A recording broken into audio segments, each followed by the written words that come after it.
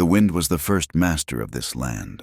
It sculpted the red rock into sentinels that watched over nothing, and it stole the moisture from a man's lips before he had the chance to curse. It carried the grit that sandblasted the life from anything that tried to grow too proud, leaving only the stubborn, thorny scrub and the skeletal remains of cottonwood trees in the dry creek beds. At night, the wind changed its tune. It carried the lonesome, hungry howl of coyotes, a sound that slivered through the cracks in a cabin wall and settled deep in the marrow of your bones, reminding you that civilization was a rumor spoken in a distant town. This was a land of harsh truths, where the sun was a merciless eye in the sky and the earth offered no comfort, only a dusty grave for those who failed its tests. In the heart of this desolation, nestled against a low mesa that offered the barest protection, sat a small, solitary cabin. It was more a suggestion of a home than a proper one, built of rough-hewn timber and chinked with mud that was perpetually crumbling. Smoke rarely curled from its stone chimney, and the land around it was swept bare, not by a broom, but by the ceaseless wind. Here lived Clara. For a year, no one had come knocking. Before that, the visits had been few and far between, always ending in clipped words and hurried departures. The folk in the nearest town, a hard day's ride east, had woven their own stories about the woman in the lonely cabin. Some said she was mad, driven to the edge by grief or solitude. Others whispered a darker tale, that she'd killed a man, maybe her own husband, and fled the law. The most fearful, the ones who still believed in the old ways, claimed she was a witch, that she spoke to the coyotes and drew power from the blood-red moon. Clara knew of the rumors. She could feel them on the wind, could see them in the averted eyes of the general store clerk on the rare occasions she rode in for salt and flour. The rumors were a wall, and she had long since stopped trying to see over them. They kept the world at bay. That was enough. Elias felt the storm long before he saw it. It was a pressure in the air, a taste of iron and dust on his tongue. He was a man of the South, used to damp heat and the scent of pine and magnolia. This high, dry country was a foreign beast, and it had been testing him for weeks. He rode, slumped in the saddle, the ache in his ribs a dull throb that matched the weary gait of his mare. Bess. A few nights back, a disagreement over a card game in a dusty cantina had turned ugly. He'd left two men nursing their pride in their jaws, but hadn't gotten away clean. A gash on his forearm, crudely stitched by his own hand, burned with a steady fire, and a deep bruise was blooming across his cheek. He urged Bess on, his voice a dry rasp. "Just a little further. Girl, find us some cover." But the sky had other plans. The horizon, once a sharp line, blurred into a roiling wall of ochre dust. The wind, which had been a persistent bully, became a shrieking demon. It tore at his hat, forcing him to clamp it down hard. Dust filled his eyes, his nose, his throat, a suffocating blanket of the world itself coming apart. Bess whinnied, a sound of pure terror, as she stumbled, her strength finally giving out. Elias swung himself from the saddle just before she went down, his boots sinking into the shifting ground. He shielded his face with his arm, the world reduced to a howling, blinding chaos. There was no direction, no landmark, only the violent, suffocating presence of the storm. Shelter wasn't a hope, it was a prayer. And then, through a momentary lull in the gale, he saw it, a flicker, a pale yellow light, impossibly small and fragile against the maelstrom. It was a ghost, a trick of his dust-filled eyes, but it flickered again. Hope, sharp and painful, lanced through him. He grabbed Bess's reins, pulling the exhausted animal to her feet, and staggered toward the phantom light, one desperate step at a time. The cabin was real. He stumbled against its wall, the rough wood a solid anchor in the chaos. He found the door and pounded his fist against it, the sound swallowed by the wind. He pounded again, harder, shouting words that were ripped from his mouth. "Hello, anyone in there? I need shelter, just till the storm passes." For a long moment, There was nothing. He was about to give up, to hunker down with Bess against the leeward wall and pray for morning, when a sound came from within, the scraping of a heavy bar being lifted. The door cracked open a few inches, held by a chain. In the sliver of space, he saw a woman's face, illuminated by the lantern she held aloft. It wasn't the face of a mad woman or a hag. It was a face carved by the same harsh elements that shaped the land: strong jaw, high cheekbones, skin weathered by sun and wind. But it was her eyes that held him. They were a pale, washed-out blue, and they held no fear, only a deep, bottomless weariness and a sharp, assessing intelligence. A rifle barrel glinted in the lantern light, resting steadily in the crook of her arm. "Go away," she said, her voice low and steady, not a plea but a command. "Ma'am, please," Elias croaked, tasting blood from his cracked lip. "My horse is done in. We won't last the night out here. I mean no harm. I'll sleep on the floor. Be gone at first light. I swear it." He saw her eyes flicker past him to the pathetic, drooping shape of his mare, then back to his own face, taking in the cut, the bruise, the exhaustion etched into every line of him. The silence stretched, filled only by the howl of the wind. He could see the conflict in her, the deep-seated instinct to refuse warring with some small, buried ember of humanity. "I have one rule," she said finally, her voice as brittle as dry leaves. "You don't ask about me. You don't ask about my past. You don't ask why I'm here. You see this house, this plot of land, and nothing more. Understand?" "Yes, ma'am," he said without hesitation. "You'll hear no questions from me." The chain rattled as she unhooked it. The door swung inward. "Get your horse to the lean-to around back. There's a little hay. Then you can come in."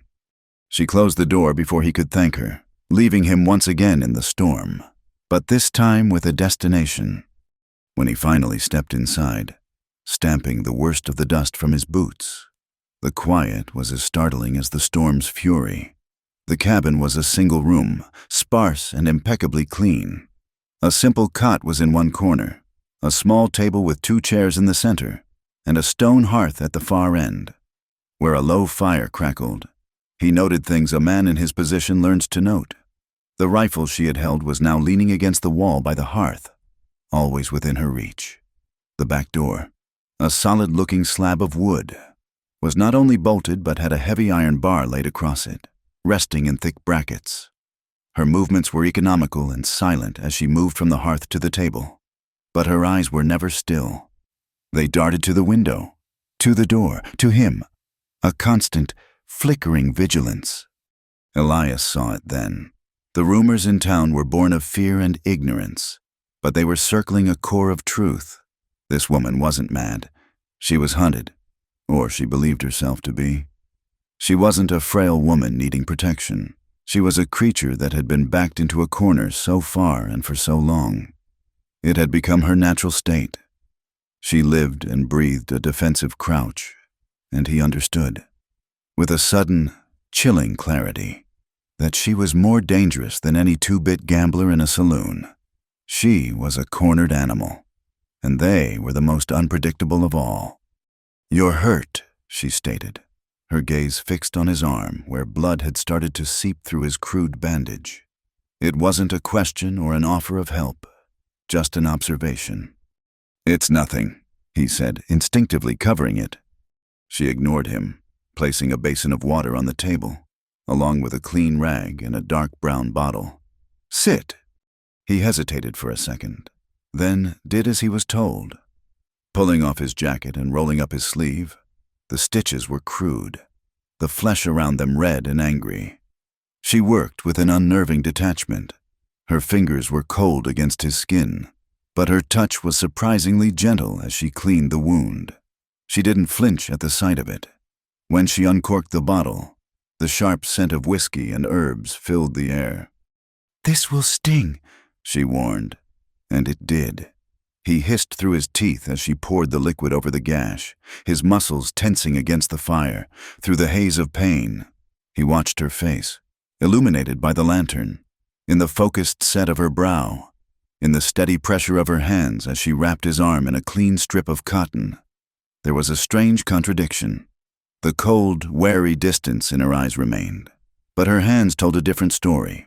They were efficient, practiced, and possessed a quiet tenderness that felt entirely out of place in this harsh room, with this hard woman.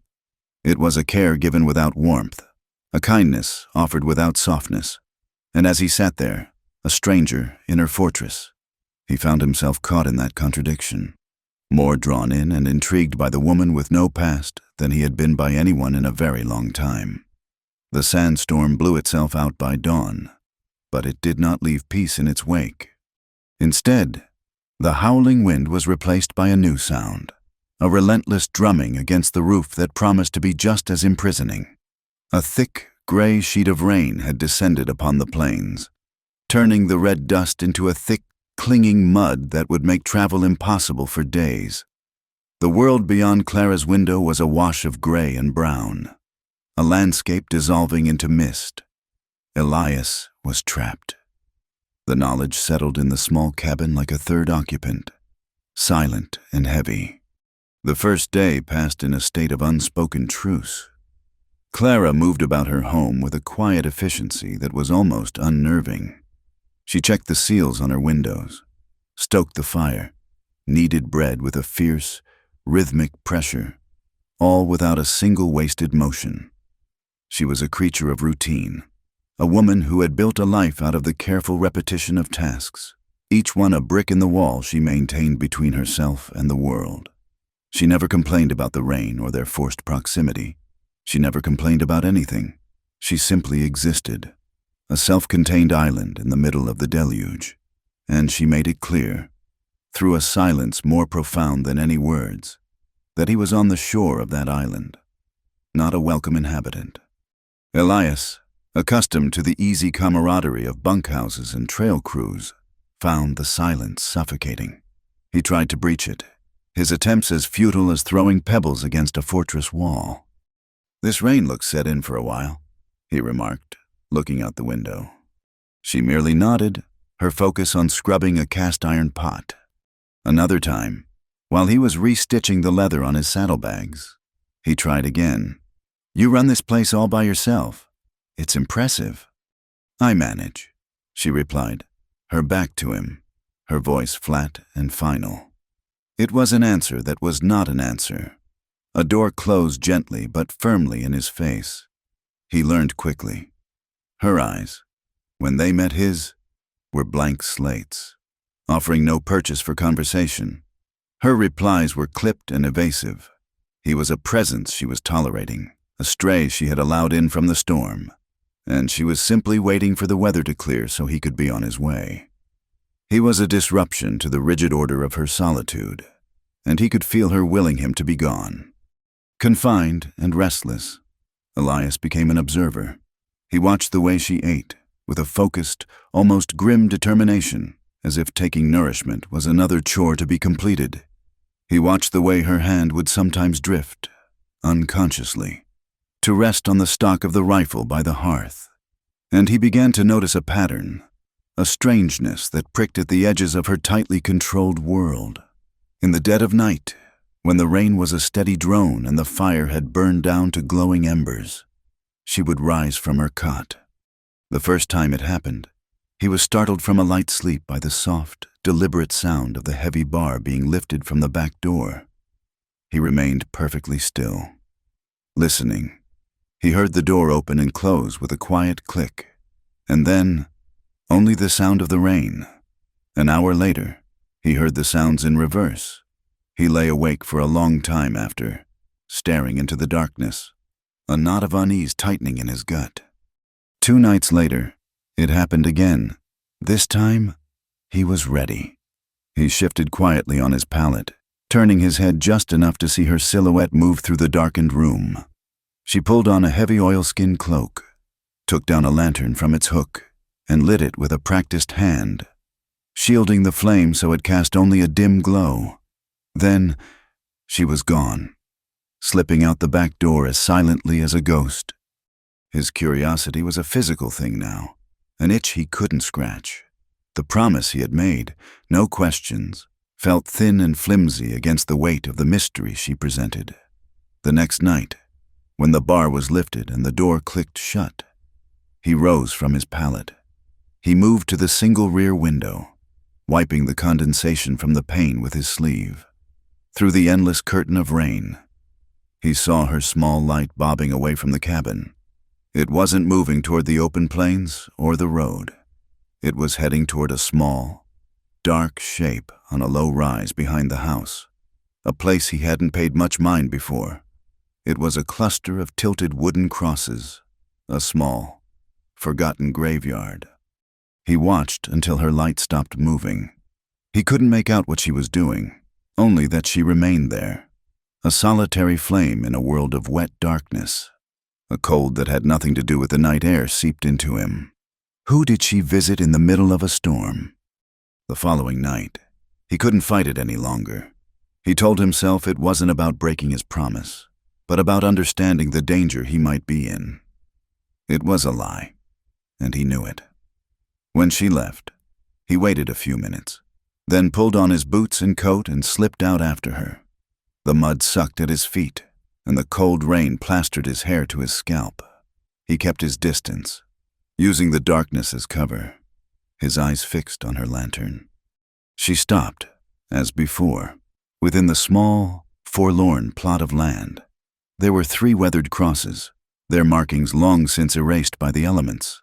But she didn't go to any of them. She knelt before a simple mound of earth, marked only by a smooth river stone at its head. There was no name, no date, and there, in the miserable, soaking rain, Elias saw Clara break. Her shoulders, always so rigid, began to shake. He couldn't hear the sounds over the rain, but he didn't need to. He saw the grief, raw and absolute, a storm inside her that dwarfed the one raging outside. She was weeping, her face buried in her hands, alone before an unmarked grave. He felt like a trespasser, a vile intruder on a sorrow so profound it felt sacred. He backed away slowly, the mud muffling his retreat, and returned to the cabin, his heart a cold, heavy lump in his chest. The next morning, the tension was thick enough to taste. Clara seemed even more withdrawn, her face pale and her eyes shadowed. Elias found he couldn't look at her without seeing her kneeling in the rain. As he was packing his few belongings, preparing for the inevitable moment the rain would cease, he dropped the small whetstone he used for his knife. It skittered across the floorboards and disappeared under her cot. "Apologies," he muttered, getting on his hands and knees to retrieve it. As his hand swept through the dust beneath the simple wooden frame, his fingers brushed against something else, a package, wrapped in oilskin and tied with twine. He knew instantly that he should pull his hand back, retrieve his stone, and stand up. But he didn't. His fingers closed around the package. He drew it out just enough to see what it was. A book, a leather-bound journal, its cover scarred and faded. Half of its pages had been violently torn out, leaving a ragged, gaping edge. A floorboard creaked behind him. He froze, his hand still on the book. He looked up slowly. Clara was standing there, her face a mask of utter stillness. But it was a stillness that precedes a lightning strike. Her eyes were not blank now. They were filled with a terrifying combination of fury and fear. In one fluid, practiced motion, she spun toward the hearth, and when she turned back, the rifle was in her hands, the barrel aimed squarely at his chest. "Get out!" she whispered, her voice trembling with a rage that shook the very air in the room. "Get out of my house, now!" Elias slowly pulled his hand back, leaving the journal where it was. He rose to his feet, his hands held up, palms open. He could see her finger tightening on the trigger, the tremor in her hands. This was it. This was the cornered animal, finally lashing out. He could leave. He could walk out the door and ride away and forget he ever saw this place. But as he looked at her, at the raw pain in her eyes that was so much deeper than the anger, he saw the lonely figure kneeling in the rain. He saw a lifetime of solitude stretching before her, a prison of her own making, and he found he could not move. He lowered his hands slowly, deliberately. He met her gaze, his own unwavering. "I'm not afraid of the truth," he said, his voice quiet but clear, cutting through her rage. "I'm only afraid of you living this way for the rest of your life." The rifle did not waver, but the fury in Clara's eyes was slowly being replaced by a deep, shuddering uncertainty. His words hung in the air between them, a statement so unexpected it had disarmed her more effectively than any move he could have made. The tension held for a long, breathless moment, the only sounds the crackle of the fire and the drumming of the rain. Then, with an almost imperceptible deflation of her shoulders, she lowered the rifle. She didn't set it aside, but held it loosely in her hands, the immediate threat gone, replaced by a profound and weary exhaustion. She said nothing. She simply turned and began her morning chores as if he weren't there, the silence between them now charged with a new and fragile quality. Elias did not leave. The rain continued its steady assault, providing a practical excuse. But he knew, and he suspected she knew, that something fundamental had shifted. He was no longer just a storm-tossed stranger. He had seen a glimpse of the truth she guarded so fiercely, and instead of running, he had stood his ground. The next morning, the rain finally broke. A watery, pale sunlight filtered through the clouds, making the damp world gleam. Elias found her outside, staring at the small lean-to that served as a stable. A section of the roof, weakened by the relentless wind and rain, had partially collapsed overnight. "The main beam is cracked," she said, her voice devoid of emotion. It was the first time she had spoken directly to him since the confrontation. "I can fix that," Elias said simply. "I've worked as a carpenter. Got some tools in my saddle roll." She looked at him, her expression guarded, assessing. After a moment, she gave a single, curt nod. They worked together for the rest of the day. The rhythm of the labor became a language they could both understand. He showed her how to brace the remaining structure, his voice calm and practical. She listened, her movements quick and intelligent as she handed him tools, held boards in place, and cleared the debris. For hours, the only sounds were the scrape of a saw, the solid thud of a hammer, and the grunts of physical effort. The shared task created a space between them where the tension could ease, where they were not a man and a woman with secrets, but simply two people rebuilding something that was broken. During a break, they sat on an overturned log, sharing a canteen of water. The silence felt different now, less like a wall and more like a shared space. Elias looked at his hands, calloused and capable, and a memory surfaced, unbidden. "I had a friend," he began, his voice quiet. "Thomas. We grew up together in Georgia, went to war together." He paused, his gaze distant. "We saw things that can curdle a man's soul if you let them. The war teaches you to be hard, to be cruel. Even, it teaches you that a life is an easy thing to take." Clara was still watching him, her own hands resting in her lap. "He didn't die on the battlefield," Elias continued, a note of old pain in his voice. "He caught a fever in a field hospital, wasted away to nothing. Before he passed, he made me promise him something. He said, 'Elias, don't let this place burn the decency out of you. You go on and live. Don't just survive like some mean, cornered dog. You live a proper life.' I've tried to hold to that promise. I've tried." He looked over at her. He had offered a piece of his own broken past, a shard of his own story. He expected nothing in return, no reciprocal confession. He just wanted her to know that she wasn't the only one haunted. Clara said nothing. She just held his gaze for a long moment, and in the pale blue of her eyes, he saw a flicker of something new. It was as if a layer of ice, thick and ancient, had developed a tiny, hairline crack. She didn't offer a story, but she didn't look away either. The next day, she emerged from the cabin holding not the rifle, but a smaller, lighter hunting carbine. "We're low on meat," she announced. They walked for an hour into the low, rolling hills behind her property. The air was clean and sharp after the rain. Elias was a capable hunter, but he soon realized he was in the presence of a master.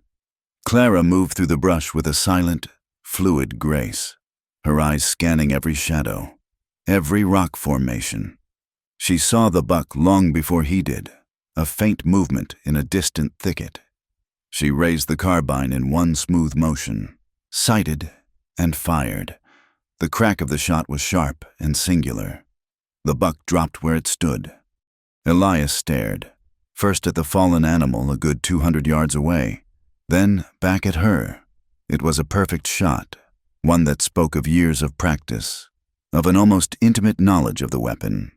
It was not the skill of a homesteader who hunts for the pot. It was the skill of a soldier, or an outlaw. "Where did you learn to shoot like that?" he asked, his voice filled with genuine awe. A shadow passed over her face. "You learn what you have to," she said, already moving forward to field dress the kill. The door to her past, which had seemed to crack open, was once again closed, but the respect in his eyes was real, and she saw it. That evening, they ate fresh venison roasted over the fire. As they sat at the small table, Elias told a story about a clumsy deputy he'd met in a town in Kansas, and, to his astonishment, a small sound escaped Clara's lips. It was a short, breathy chuckle, rusty from disuse, but it was unmistakably a laugh. He grinned, and she met his eyes across the table. This time, her gaze didn't slide away. It held, and for the first time he saw not a cornered animal or a grieving woman, but just Clara.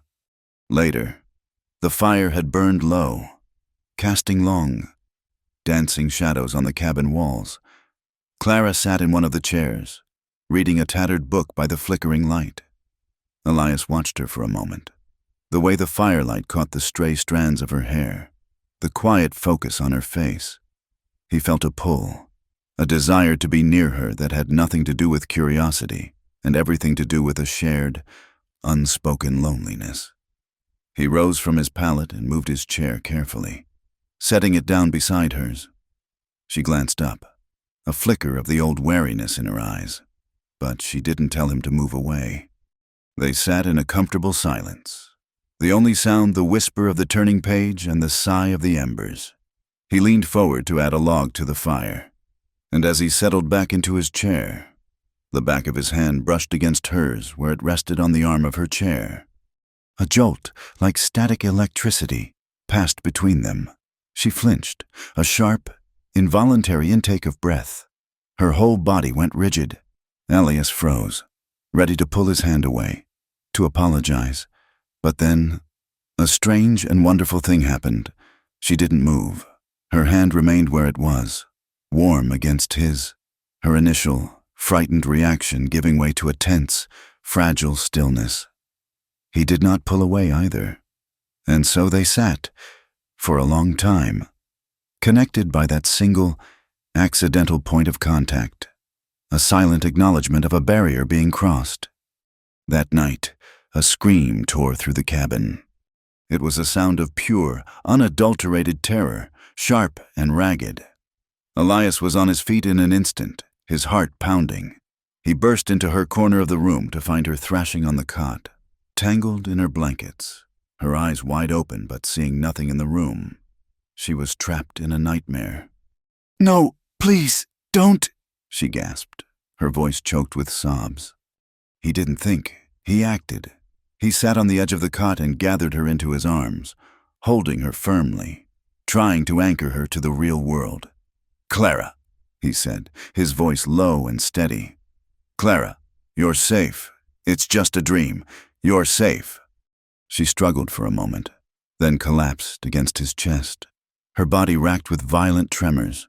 He held her, stroking her hair, murmuring words of comfort, until the shudders began to subside. He could feel her hot tears soaking his shirt, in the protective circle of his arms, with the darkness of the cabin all around them. The last of her defenses finally crumbled, the secret she had carried for so long, a weight that had bent and nearly broken her, finally came spilling out in a choked, desperate whisper. "I killed a man." The words fell into the silent cabin like stones into a deep well, the ripples spreading out into the darkness, changing everything. "I killed a man." Elias felt the confession against his own chest, a shudder passing through Clara's body as she finally gave voice to the secret that had been her solitary warden for years. A shock, cold and sharp, went through him. His arms, which had been offering comfort, stiffened for a fraction of a second. Every instinct a man of his time possessed, every lesson about justice and law, screamed in his mind. But the woman trembling in his arms was not a cold-blooded killer. She was the woman who tended his wound with gentle hands, the woman who knelt weeping at an unmarked grave. The two images warred in his head, irreconcilable. He didn't push her away. He held her tighter, anchoring her as another wave of tremors passed through her. He remained silent, letting the weight of her words settle, letting the initial shock recede, replaced by a deep and urgent need to understand. He felt her waiting, coiled like a spring, expecting him to recoil in horror, to cast her out. When he finally spoke, his voice was a low rumble, barely more than a whisper against her hair.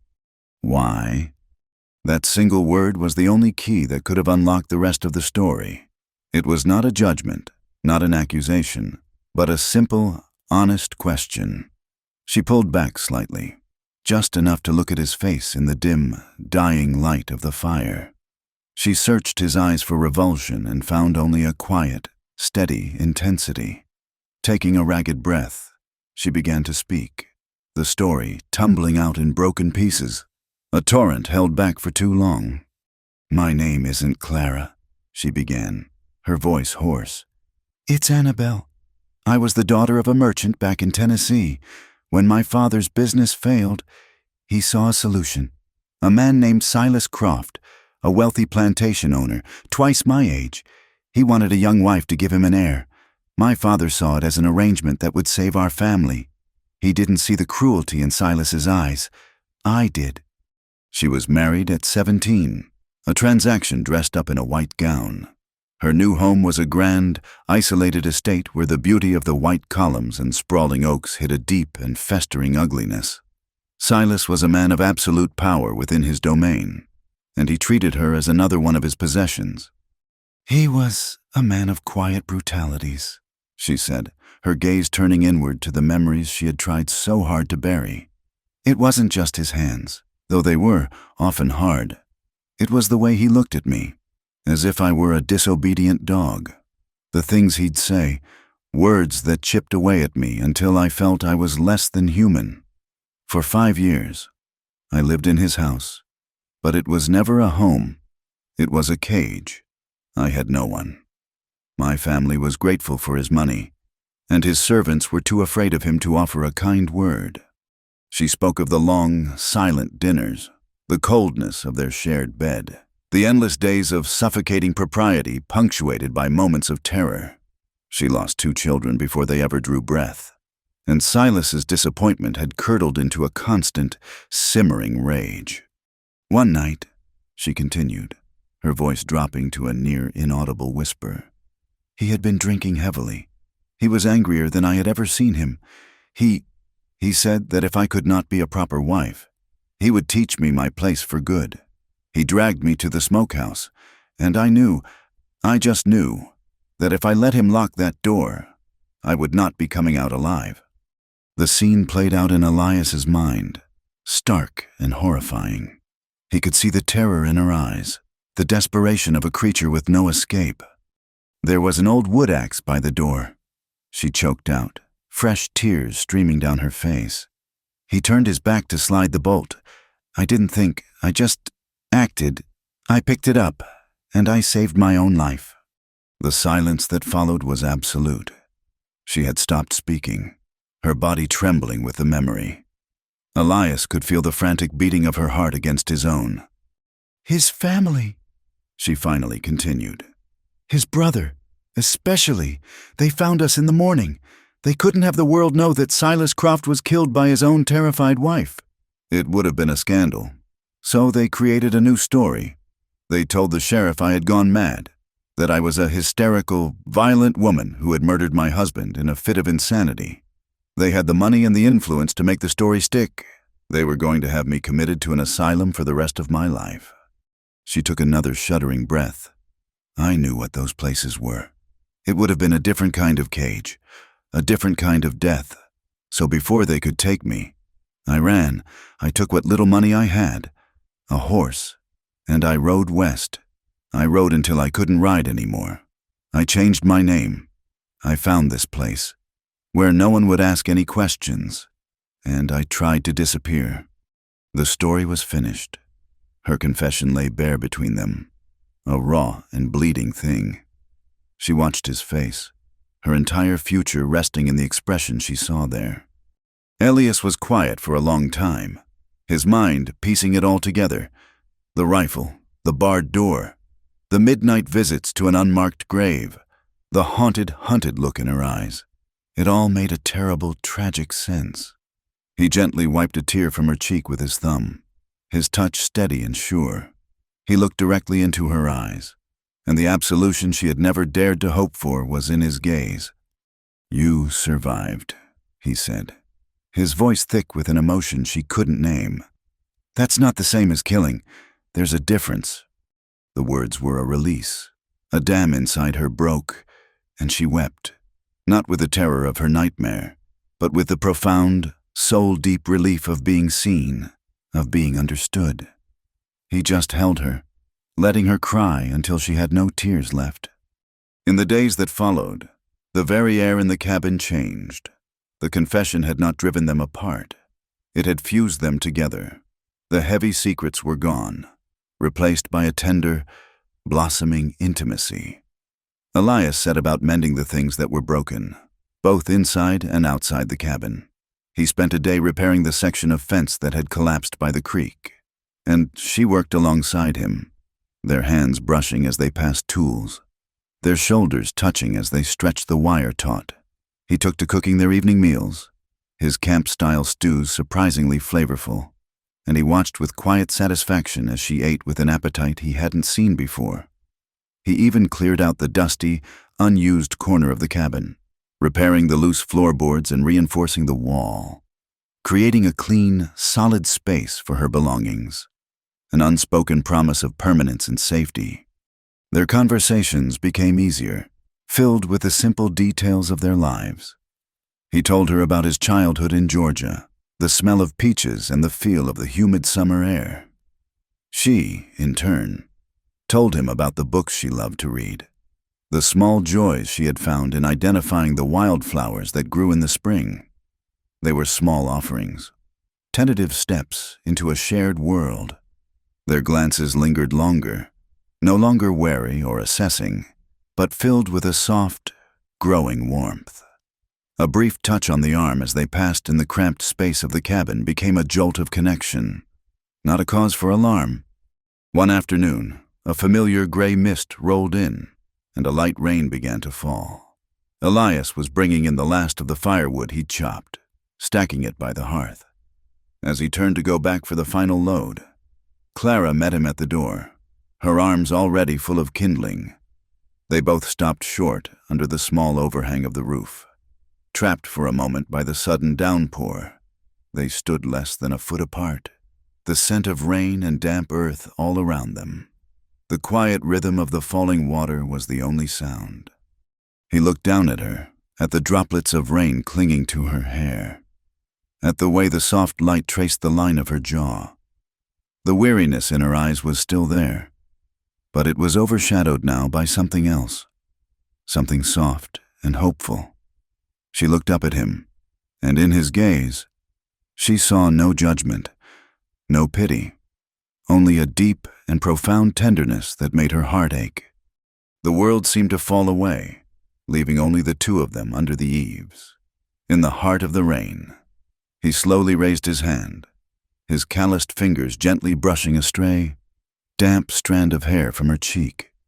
She leaned into his touch, her eyes fluttering closed for a second. When she opened them again, he was leaning closer. He hesitated, his gaze dropping to her lips, a silent question in his eyes. She gave him his answer with a slight, almost imperceptible nod. He closed the small distance between them and kissed her. It wasn't a kiss of wild passion, but something far more potent.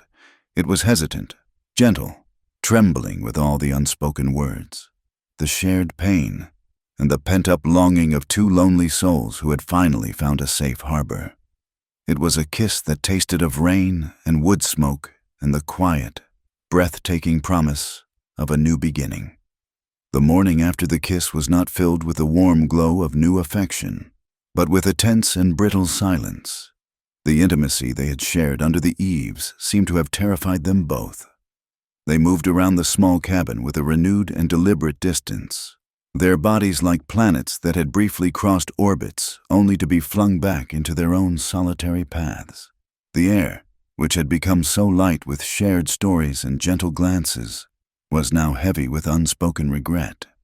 For Clara, the kiss had been a breach in a wall that had stood for 5 years. The vulnerability it represented was a terrifying exposure, and her survival instinct screamed at her to rebuild the barricade, to retreat back into the safety of her isolation. She kept her back to him, busying herself with chores that didn't need doing, her movements stiff and guarded. For Elias, her withdrawal was a clear and painful rejection. He had overstepped. He had misread the moment and pushed her into something she wasn't ready for. The tender connection he had felt was, he now believed, a figment of his own lonely imagination. The silence stretched, thick and suffocating, and he knew he could not stay. To remain would be to torment them both with the ghost of what had almost been. After 2 days of this strained quiet, he made his decision. He began to gather his few belongings, rolling his bedroll with slow, deliberate movements. Clara stopped her work at the hearth and watched him, her face an unreadable mask. She didn't ask him what he was doing. She didn't ask him to stay. She simply stood there, a silent, stoic witness to his departure. Her silence was the only answer he needed. It cut him deeper than any angry words could have. He finished packing his saddlebags, the silence in the room a deafening roar. "My horse could use new shoes before I head on," he said, his voice sounding rough and unfamiliar. "And I'm low on coffee. I'll ride into town for supplies. I'll be gone before noon." She gave a single, almost imperceptible nod, then turned back to the fire. It was a dismissal. He slung his saddlebags over his shoulder, his heart a cold, heavy stone in his chest, and walked out the door without looking back. The ride to town was a grim affair, each hoofbeat of his mare a drumbeat of failure. The town was little more than a dusty street with a general store, a blacksmith, and a saloon. But it felt like a bustling metropolis after the isolation of the cabin. He left his horse with the blacksmith and went into the general store, as the shopkeeper measured out coffee beans. Elias's eyes scanned the notices tacked to a board by the door, announcements for land auctions, a lost dog, and requests for farmhands. And then he saw it. It was a printed bill, the ink already starting to fade in the sun, but the words were stark and clear. A crude, woodcut image of a woman's face stared out from the paper. It looked nothing and everything like her. The artist had missed the softness, the deep well of sorrow in her eyes, but had captured the strong line of her jaw, the set of her mouth. Beneath the image, bold letters spelled out a name that made the air rush from his lungs. Wanted, Annabelle Croft. His blood ran cold as he read the text below. For the murder of her husband, Silas Croft, and for her escape from the custody of the law. A reward of $500 will be paid for information leading to her capture, or for her person, dead or alive. It named her last known location as Tennessee and described her as dangerous and mentally unstable. It was signed by a name that made him sick with rage. Jonathan Croft, the victim's brother. $500? It was a fortune. Enough to make a man rich, enough to make a neighbor turn on a neighbor, enough to bring a whole world of trouble down on the head of one lonely, frightened woman in a cabin. The official story, printed in black and white, was so cold, so clinical, It painted her as a monster, erasing the terrified girl who had saved her own life with a wood axe. He paid for his coffee, his hands moving stiffly, his mind racing. He could leave. He could ride north, just as he'd planned. He could put this all behind him. It was her fight, not his. He had made her no promises, owed her nothing. He could be 100 miles away by the time some bounty hunter with a keen eye and a greedy heart came sniffing around her cabin. He walked out into the harsh sunlight, the wanted poster burning in his mind. He saw her face, not the crude drawing, but her real face, laughing by the fire. He felt the ghost of her hand in his, the trembling of her body as he held her through the nightmare. He thought of his promise to his friend Thomas. Don't just survive like some mean, cornered dog.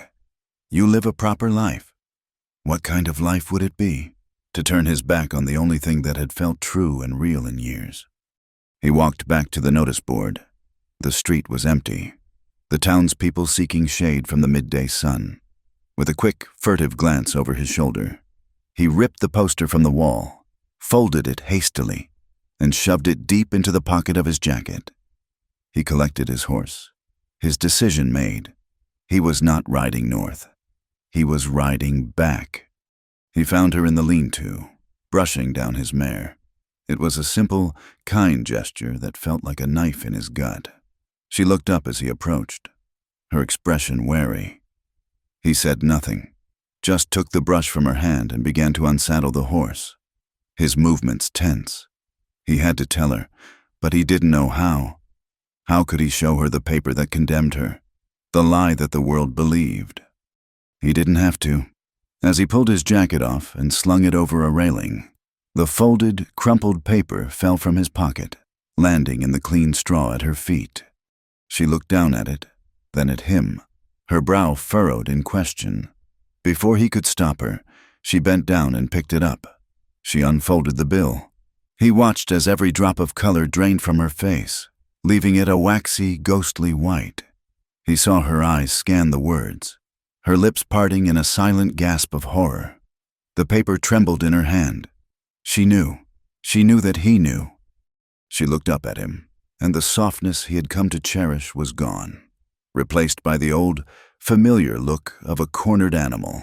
But this time it was laced with the fire of betrayal. "Pity," she hissed, the word filled with venom. "That's why you came back. You saw this, and you felt sorry for the poor, mad murderess." "Clara, no," he started, taking a step toward her. "That's not it." "Don't lie to me," she cried, shoving him back with surprising strength. "You were leaving. You had your gear packed. You were ready to walk out of my life forever. But then you saw this, and your great sense of honor couldn't let you leave a poor damsel in distress. Is that it, Elias? Am I your charity case?" The injustice of her words stung him, and his own frustration boiled over. "Is that what you think this is? I came back because when I saw this piece of paper, I didn't see a killer. I saw you. I saw the woman I've been sharing a roof with, the woman I care about. This piece of paper is a lie, and I couldn't leave you to face it alone." "I have been alone my entire life," she screamed, her voice breaking. "I don't need you to save me. I don't need your pity." "This isn't pity," he yelled back, his voice raw with an emotion he couldn't name. "Don't you understand? What happened between us? It was real. What I feel is real." "What you feel," she scoffed, tears now streaming down her face, hot and angry. "You feel sorry for me. You made no promises to me. Elias, you owe me nothing." "You're right," he said, his voice suddenly dropping, his anger spent, leaving only a deep, aching sincerity. He looked her straight in the eye, his heart laid bare. "I never made a promise, but my heart has already chosen." His words, meant to soothe, seemed only to wound her further. It was too much, too soon. A declaration of that magnitude was a weight she could not bear. She shook her head, a sob catching in her throat. "Get out," she whispered, her face a mask of tragedy. She pushed him again, harder this time, toward the open door of the stable. Get out! She shoved him out into the yard, the sky having opened up again in a cold, miserable drizzle. The tears flowed freely now, a river of pain and fear. I don't need you, she cried, her voice cracking. I don't need your pity. She slammed the heavy cabin door shut, the sound echoing in the rain-soaked air. The bolt slid home with a final, devastating thud. Elias stood there for a long moment, the cold rain plastering his hair to his forehead, his fists clenched at his sides. He looked at the closed door, at the single, flickering lantern light in the window. He was shut out, leaving her alone in the prison she had chosen, with the storm of her past about to break right over her. With a heavy, defeated heart, he turned, walked to his horse, and rode away into the deepening, rainy twilight. Elias did not ride far.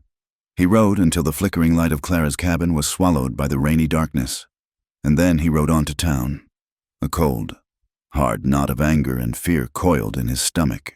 He took a room in a boarding house, a cramped, airless space that smelled of stale tobacco and regret. It suited his mood perfectly.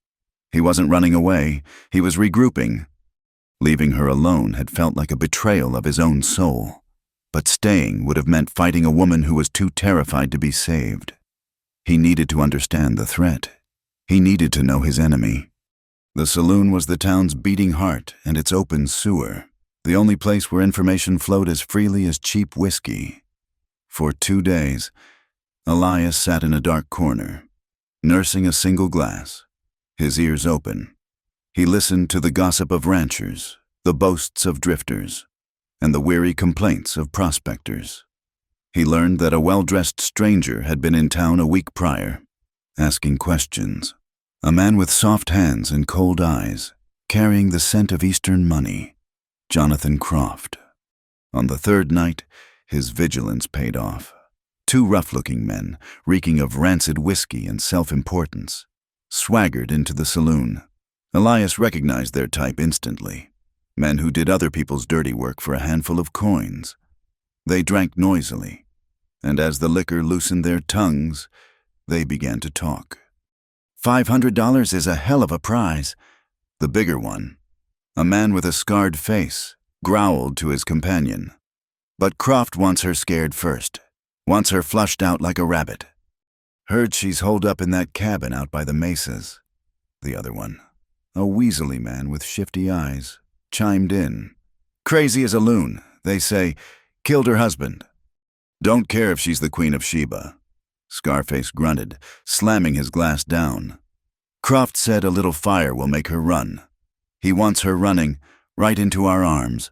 We'll set the blaze tonight, after the moon sets. Grab her when she comes screaming out. Elias felt a surge of ice and fire in his veins. He had been a fool. He had left her alone, thinking her pride was the greatest danger she faced, while her real enemy was already setting the board. He calmly finished his drink, dropped a few coins on the table, and walked out of the saloon. His movements measured and calm, betraying none of the violent urgency that was screaming through him. That night, for the first time in years, Clara slept a deep and dreamless sleep. Exhaustion, both emotional and physical, had finally claimed her. She didn't dream of Silas, or the smokehouse, or the long, desperate flight west. She was adrift in a quiet, empty darkness. The smell came first, a faint, acrid tang that pricked at the edges of her sleep. She stirred, her subconscious registering the wrongness of it. It wasn't the familiar scent of wood smoke from her hearth. This was sharper, angrier. Then came the heat, a wave of warmth that was not coming from her blankets. Her eyes snapped open. The room was filled with a hazy, orange glow. Smoke, thick and oily, was pouring through the floorboards and under the door. A low, hungry crackle came from outside, the sound of a beast devouring her home. Panic, cold and absolute, seized her. She scrambled from her cot, her heart hammering against her ribs. The smoke was thicker now, catching in her throat, making her cough and choke. She stumbled toward the main door, But a wall of heat drove her back. The front of the cabin was already an inferno. The back door, her escape route, the one she had always kept clear. She grabbed the rifle from its place by the hearth, the wood already hot to the touch. She fumbled with the bolt, her hands clumsy with terror. She lifted the heavy iron bar, its weight a dead thing in her arms, and threw it aside. She wrenched the door open and was met not with clean, rainy air, but with a blast of superheated smoke. They had set the fire on both sides. Trapped. The thought was a shard of ice in her mind. She looked around frantically, the smoke stinging her eyes, making them stream with tears. The window. It was her only chance. She used the butt of the rifle to smash the glass, the sound lost in the roar of the flames. She didn't feel the shards that sliced into her arm and hand as she scrambled through the opening, tumbling out into the mud and the rain. She landed hard, her head striking a rock she couldn't see in the darkness. Dazed, she pushed herself up, the world spinning. Her sanctuary, her fortress of solitude. The only place she had felt safe in 5 years was a raging pyre against the night sky. And then she saw them. 2 dark figures, silhouetted against the flames, moving toward her. Just as a scream was tearing its way from her raw throat, another sound cut through the night, the thunder of hoofbeats, a desperate, frantic rhythm that was faster than the driving rain. A horse and rider burst from the darkness, a wraith of vengeance. It was Elias. He didn't slow down. He rode straight toward the 2 men, his face a mask of cold fury in the firelight. They were startled, turning to face this new threat, reaching for their pistols. Elias leaned low over his mare's neck, and as he galloped past, he swung a heavy saddlebag, filled with blacksmith tools, and caught the weaselly man square in the chest, sending him flying. He wheeled the horse around, the animal snorting in terror from the heat, and charged again. Scarface fired a wild shot, the bullet whining past Elias's ear, but before he could fire again, Elias was upon him, his boot catching the man in the jaw with a sickening crack. Elias didn't wait to see them fall. He reined his horse in beside Clara, who was staggering to her feet, blood running down her arm. "Clara!" he yelled, his voice cutting through her daze. He leaned down and scooped her up, pulling her onto the saddle in front of him. She was terrifyingly light. He kicked the horse into a gallop, away from the fire, away from the men, away from the life she had known, and plunged into the concealing darkness of the hills. He rode until the exhausted horse could go no further, until the orange glow of the fire was a distant, evil memory. He found what he was looking for, a shallow cave, little more than a deep overhang in a rock face, hidden by a thicket of junipers. He slid from the saddle and gently lowered Clara to the ground. He led the horse into the relative shelter of the cave and then turned his attention to her. She was shivering uncontrollably, from cold, from shock. Her face was smudged with soot, and a nasty gash on her forehead was welling with blood. He built a small, smokeless fire deep in the cave, its tiny flames a fragile comfort against the vast, wet darkness. In its flickering light, he saw the true extent of her injuries. The cut on her arm from the window was deep, and a raw, angry burn was blistering on her shoulder where a falling ember had caught her. He gently tore a strip from his own shirt and began to clean her wounds with water from his canteen. She sat perfectly still, her usual defenses stripped away, leaving behind a raw and profound vulnerability he had never seen before. She looked small, broken, a child lost in the dark. He worked in silence, his touch as gentle as he could make it, his heart aching with a fierce, protective tenderness. When he was done, he sat back on his heels. The cave was silent, save for the crackle of the fire and the drip of water from the rocks. She stared at the flames, her eyes hollow. "You should have let them take me," she whispered, her voice a reedy rasp. "You should have left me there." Elias moved to sit beside her, his shoulder brushing against hers. He could feel the tremors still running through her. He looked at her, at the proud, strong woman now brought so low. and his own heart felt like it was breaking. "Don't push me away again," he murmured, his voice thick with emotion. He reached out and gently took her uninjured hand, his fingers lacing through hers. "I'm not afraid of what you did. I was never afraid of that. I was only afraid of losing you." She turned her head slowly, her eyes searching his face in the firelight. She saw the truth of his words there, stark and undeniable. She saw the fear he held, not for himself, but for her. A single tear traced a clean path through the soot on her cheek. The last of her walls crumbled into dust. She leaned into him, her head coming to rest on his shoulder, and a sob, deep and ragged, tore from her chest. He wrapped his arms around her, pulling her close, holding the pieces of her together. He was her anchor in the storm, her only solid ground in a world that had just been burned to ash. She clung to him, her fingers digging into his arms, her quiet weeping the only sound. In the small, secret dark of the cave, with the storm raging outside, he held her. He tilted her face up to his, and in the dim, dancing light of the fire, he kissed her. It was not a kiss of gentle discovery like the one before. This was something else entirely. It was fierce and deep and desperate. It was a kiss of shared survival, of a grief too great for words, of a solace found in the wreckage. There was no longer a boundary between pain and want, between comfort and a raw, aching desire. It was a confirmation that they had survived, that they were alive, and that in the midst of all the ruin, they had found each other.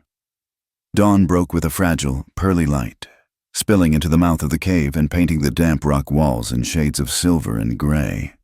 The rain had stopped, leaving the world washed clean, the air sharp with the scent of wet sage and juniper.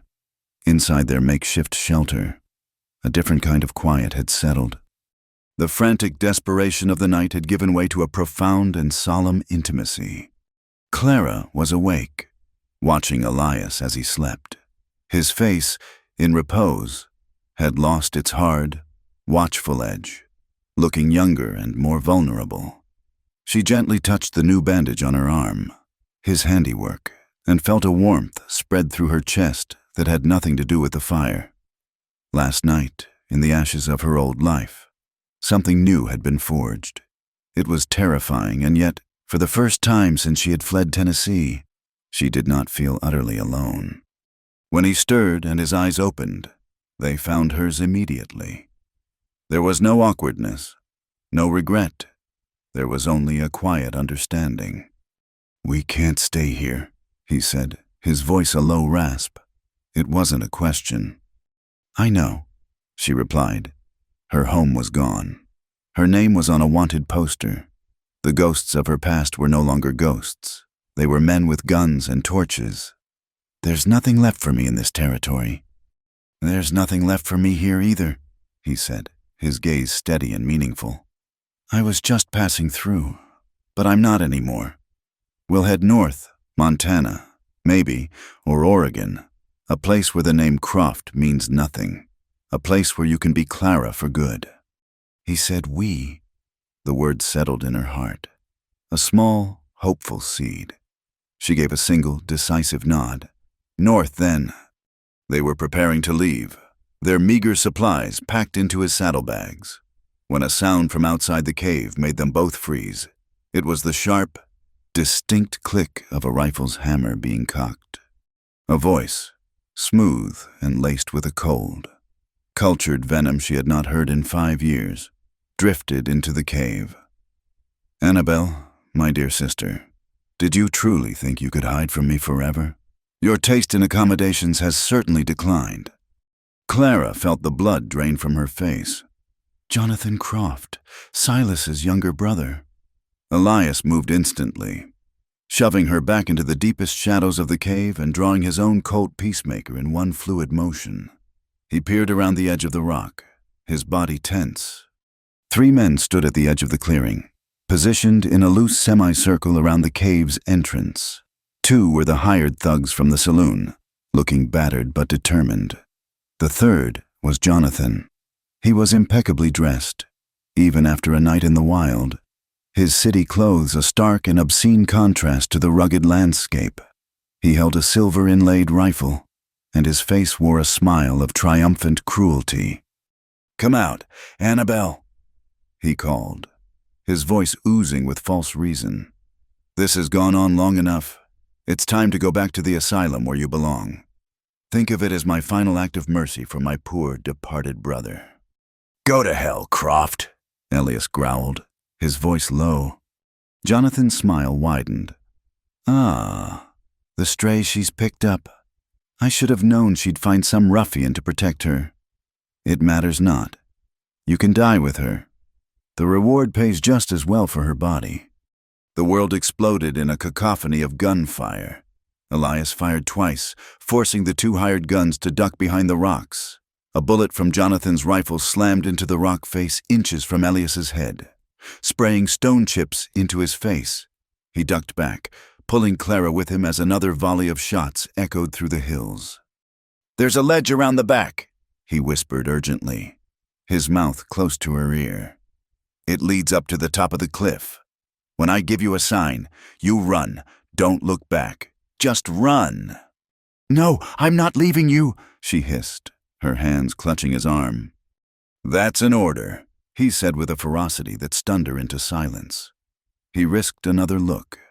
The two thugs were trying to circle around, to get a better angle. Jonathan remained where he was, patiently waiting. "Now!" Elias yelled. He stood, firing 3 quick shots that sent the thugs scrambling for cover again. It was the opening she needed. She scrambled toward the back of the cave, her heart in her throat. She found the narrow fissure in the rock and began to climb, her injured arm screaming in protest. But Jonathan had anticipated the move. "She's getting away!" he shrieked. One of the thugs broke cover, raising his pistol to take aim at Clara's exposed back. Elias saw it. There was no time to aim, no time to think. He threw himself out from behind the rock, directly into the gunman's line of fire, his own pistol barking. The thug cried out and fell, clutching his shoulder. But in that same instant, Jonathan's rifle cracked with a deafening finality. Clara heard a sound, a wet, heavy thud, and turned. She saw Elias stagger, a dark, blossoming stain spreading across his chest. He looked up at her, his face a mask of shock and pain, and then his legs buckled, and he collapsed onto the rocky ground. Something inside Clara broke, or perhaps something was finally forged whole. The terror that had been her constant companion for 5 years vanished, burned away by a white-hot, silent rage. The world narrowed to a single point of focus. She stopped climbing. She turned around, her movements no longer frantic or fearful, but deliberate and unnervingly calm. Jonathan was smiling, a look of pure, sadistic victory on his face as he watched Elias bleed. "A noble but foolish gesture," he said, beginning to raise his rifle to finish the job. Clara picked up the heavy hunting carbine Elias had dropped near the cave entrance. It felt perfectly balanced in her hands. She raised it to her shoulder, the stock settling into a place that felt as natural as her own bones. She looked down the long barrel, her eye aligning with the sights. All the lessons she had been forced to learn, all the practice Silas had made her endure to make her a sporting wife. All of it came back in a cold, deadly rush. She saw Jonathan's smile falter, replaced by a flicker of disbelief as he saw the look in her eyes. It was not the look of his terrified, hysterical sister-in-law. It was the look of a hunter. She fired. The rifle kicked hard against her shoulder. The shot was clean. Perfect. Jonathan Croft jerked backward as if struck by an invisible fist, a small, dark hole appearing in the center of his fine waistcoat. He dropped his rifle, a look of profound surprise on his face. He took one stumbling step back, and then his legs gave out, and he crumpled to the ground. His feud over forever. The last remaining gunman, seeing his employer fall, gave a cry of alarm, turned, and fled into the hills. Silence descended, broken only by the sound of Elias's ragged breathing. Clara dropped the carbine and ran to him. falling to her knees in the mud beside him. She pressed her hands to the wound, a futile gesture against the blood that soaked his shirt, his jacket, her hands. Elias, She sobbed, the single word a universe of pain. Just then, the sound of more horses came from the trail below. A moment later, a group of 4 riders appeared, led by a man with a silver star pinned to his vest, the sheriff. He took in the scene at a glance. 2 men down, one bleeding out, and a woman covered in blood, weeping over him. He dismounted, his face grim, his hand on his pistol. "What in God's name happened here?" he demanded. He knelt beside Elias, looking at the wound. Then he looked at Elias's face. A flicker of recognition crossed the sheriff's features. He looked closer, his eyes narrowing.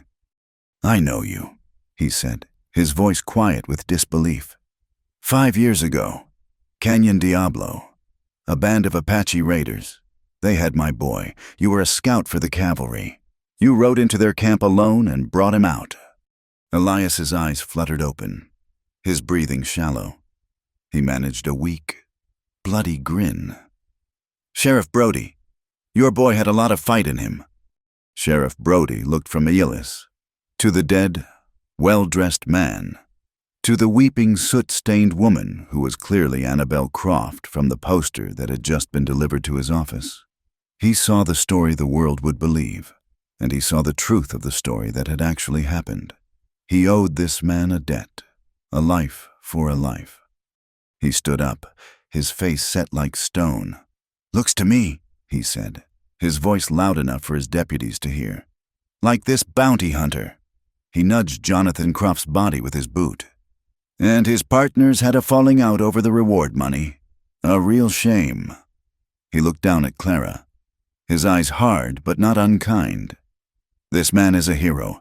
He needs a doctor. My deputies will put him in the wagon." "Ma'am, you'll ride with him. We need to get your statement back in town." It was a lie, a beautiful, life-saving lie. He was erasing her past, giving her a future. Hours later, the wagon rumbled down the dusty track, heading away from the town, away from the territory. Sheriff Brody had provided it, along with a week's worth of supplies and a quiet word of advice. Don't ever look back. Elias lay on a bed of blankets in the back, his chest tightly bandaged, drifting in and out of a painful sleep. Clara sat beside him, holding his hand, never letting go.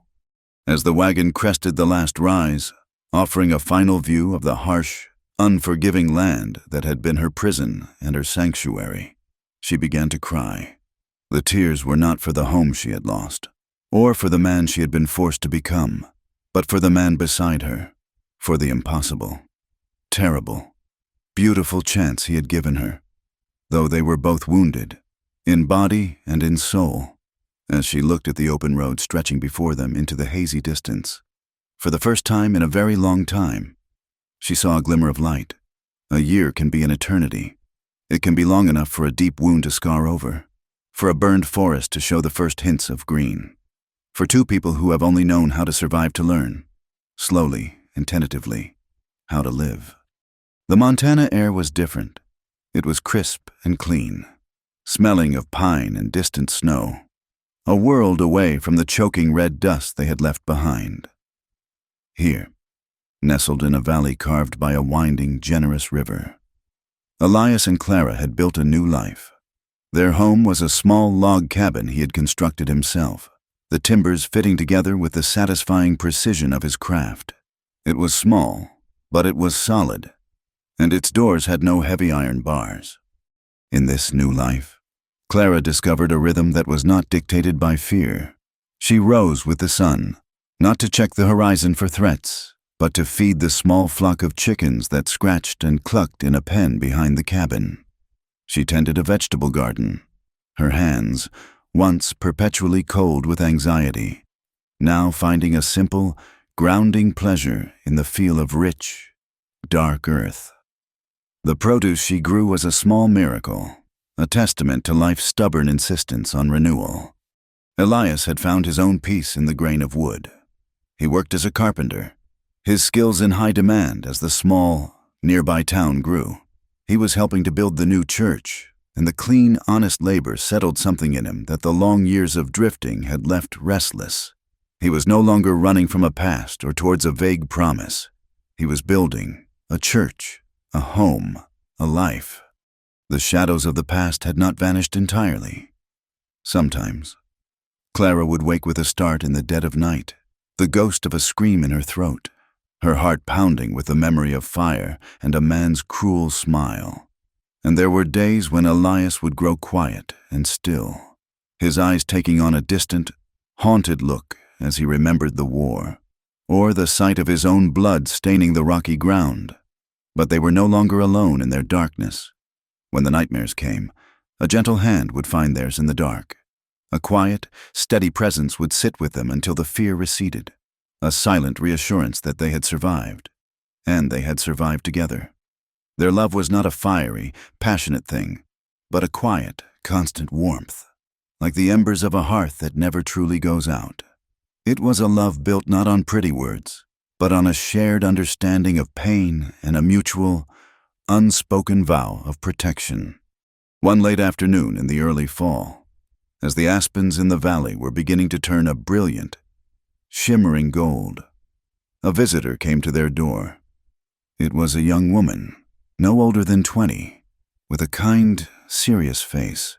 She had ridden up from the town on a tired-looking mule. "Are you Mr. Elias Thorne?" she asked, her voice soft. Elias, who had been splitting firewood, straightened up, his hand resting on the axe handle, a flicker of old instinct making him wary. "I am. What can I do for you?" "My father passed a week ago," the young woman said, her eyes sad but clear. "He asked me to find you. He said it was his final wish. He told me to give you this." She reached into her satchel and pulled out a sealed, yellowed envelope. She handed it to Elias, her gaze briefly shifting to Clara, who had come to stand quietly in the doorway of the cabin. The young woman offered Clara a small, respectful nod before turning to go. "He said you'd understand," she added, before leading her mule back down the path.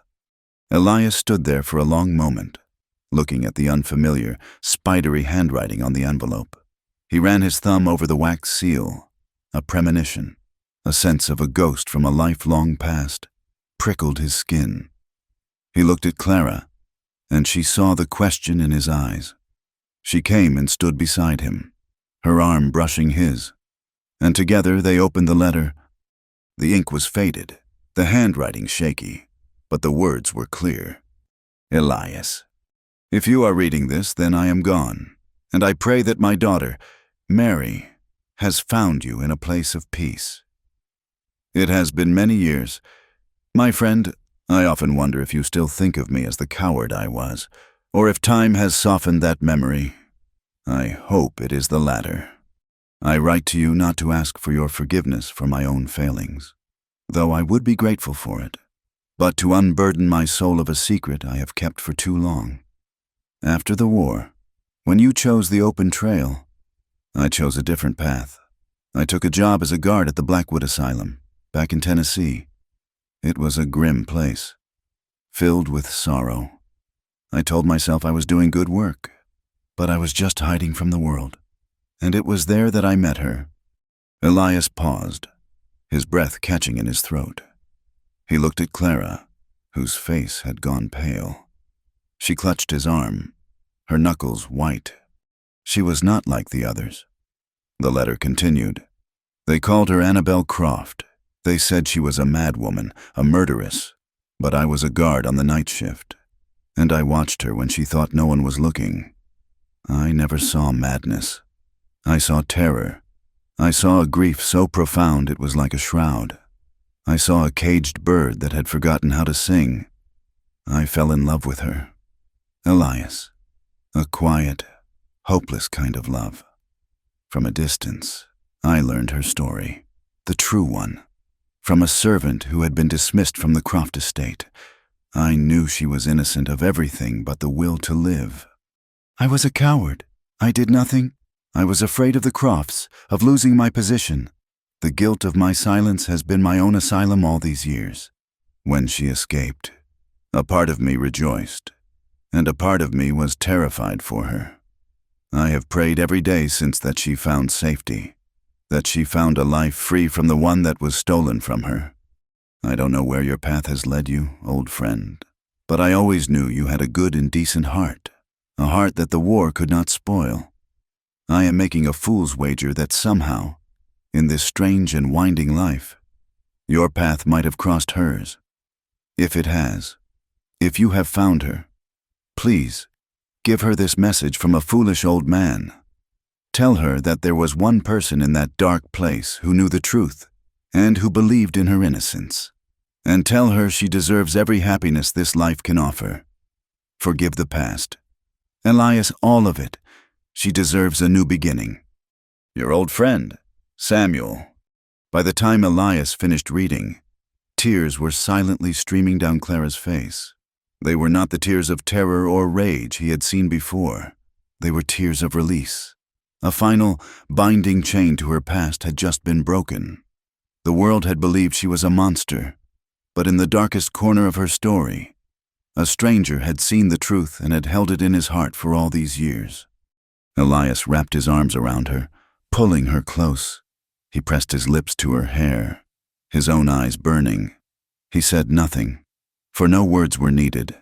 He just held her as the last of the poison from her old life drained away, leaving only the clean, scarred tissue of the new one they had built together.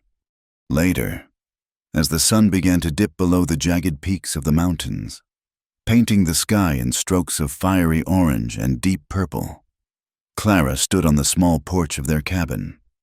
She watched Elias as he finished splitting the last of the firewood, his movements strong and steady, the rhythmic thud of the axe a comforting, familiar sound. A flock of geese flew overhead, their calls lonely and beautiful in the vast, quiet expanse. This was her life now. The smell of pine, the warmth of the cabin behind her, the steady presence of the man who had seen all of her broken pieces and had not been afraid. A profound sense of peace, one she had never believed she would feel, settled over her. She watched him, his silhouette framed against the spectacular death of the day, and a whisper escaped her lips, meant only for the gentle evening air. "If there were another life," she said softly, "I would still choose you," as if he had heard her, or perhaps had simply felt the weight of her gaze. Elias stopped his work. He rested the axe against the chopping block and turned to look at her. He couldn't have heard the words, not from that distance, but he saw the look on her face, the love that was as vast and as quiet as the Montana sky. And he smiled. It was a slow, easy smile that reached his eyes, a smile that held all the understanding, all the shared history, and all the hope of their future. The last golden rays of the setting sun washed over them, bathing them in a warm, gentle light, like a belated and hard-won blessing.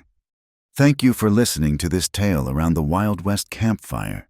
We'd love to know where you're tuning in from, so drop a comment below and let us know your corner of the world. Please consider subscribing to Wild West Campfire for more stories of the frontier, and share your thoughts on Clara and Elias's journey.